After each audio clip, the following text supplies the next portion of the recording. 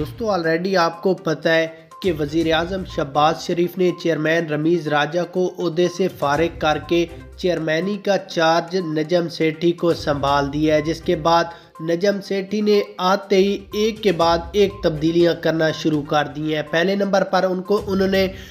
Chief selector محمد وسیم کو فارغ کر دیا۔ اس کے بعد پاکستان ٹیم میں 3 سے 4 بڑی تبدیلیوں کا بھی اعلان کر دیا ہے، جس میں پہلے نمبر پر ہے محمد عامر، جن کی پاکستان ٹیم میں واپسی کا اعلان بھی ہو چکا ہے۔ یہاں پر آپ کو مکمل تفصیلات اور انٹرویو سناتے ہیں، اس سے پہلے کامنٹس میں بتائیے گا کیا محمد عامر کی پاکستان ٹیم میں واپسی ہونی چاہیے یا نہیں ہونی چاہیے۔ اس کے بعد